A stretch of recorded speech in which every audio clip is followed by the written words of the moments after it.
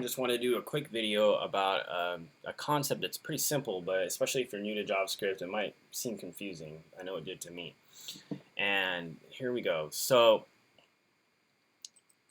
what I want to do is I have a list of favorite players. So for instance, Pete Maravich, Michael Jordan, and Gary Payton, some of my favorite NBA players of all time. But what I want to do is I want to be able to click this button, and I want the list to be appended to the DOM, to print out to the DOM. And also I wanted to, for testing purposes, I'll print it out in the console as well. So here we go. First I'll create a space. And I'll just call it favPlayers. So this is where I want the list to be printed to the DOM. Okay, and so what I'll do is I'll create a function called print favPlayers, because that function is associated with this button. And right now it does nothing because there's no function associated with it. So I'll go function and print favPlayers. Okay, so now you have a function, and just for the interest of time, I'll just copy and paste the array of favorite players that I already have. And so you see that there's that array. Now I want to go through that array and print each of my favorite players to the DOM. So sometimes, you know, when I was starting out, and I would run into a situation where I'd be like, okay, well then you just go for let I equal 0, I is less than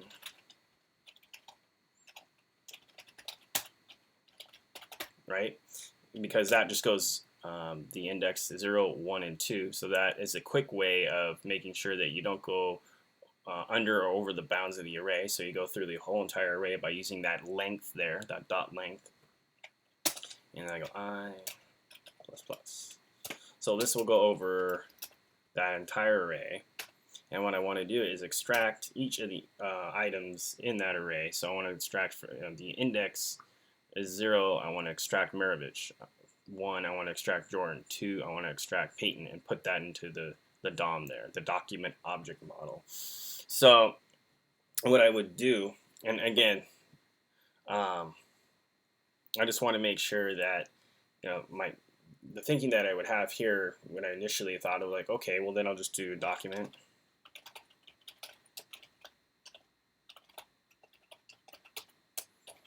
And then the ID that I created was the favPlayers.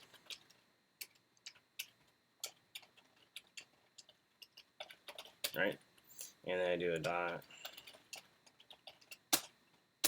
And then it would just be favorite players. And then the I. And what that I represents is each part of the array, and then I would extract out the items inside the array. All right, and so you would think that that would work, and I'd even test it.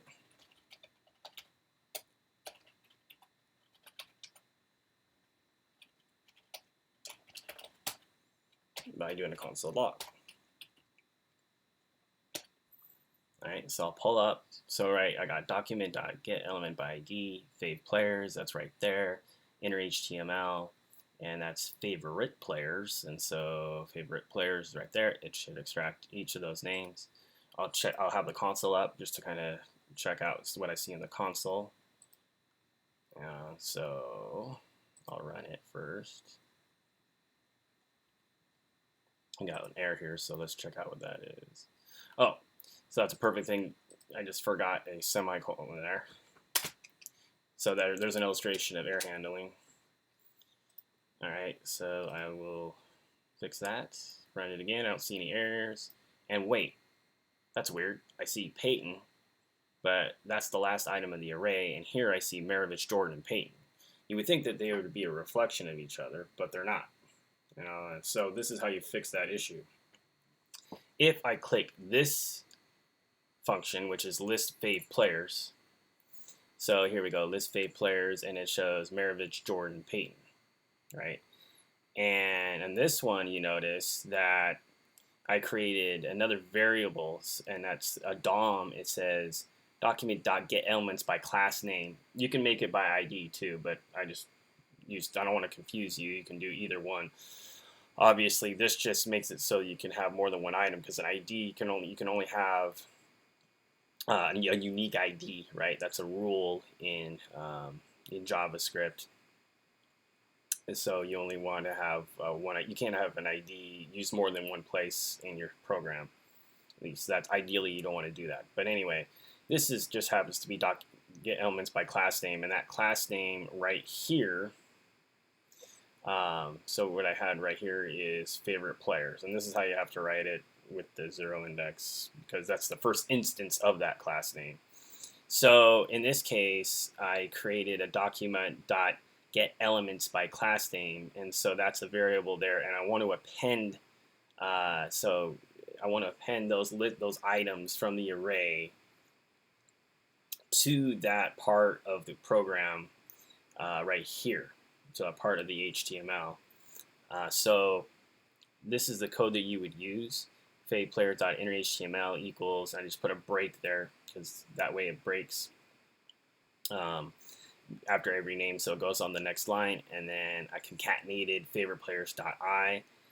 Okay, so in this case, what you have is this, and you see it lists every player there, as opposed to just the last item of the array. So this is the code that you would want to do to effectively list every item of the array in your code, as opposed to this code, which will only print to the DOM the very last item of the array.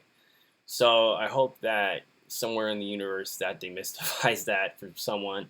It's a very simple concept, but it can be kind of confusing, especially when you look and you see that the console is actually printing every item of that array. It just can kind of be confusing when you click here and you see that. Let me erase it. You're getting Maravich, Jordan, and Peyton, but here you're only getting Peyton, right? And that's using this function. But then you come down here, and well, you're simply you click here and you get every item, and you get every item here in the console. But here, what you have to do is you have to make sure that you append it to that part of the DOM, which you're doing here. You're not doing that up here, right? You're just saying innerHTML favorite players I. Well, here I'm actually creating a variable with the let favorite players print equal document.get elements by class name favorite players, which is this this class right here.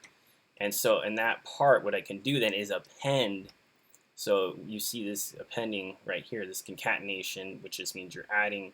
So I got favriteplayers.innerHTML plus equals, which would append that list right here, favorite players, to the DOM.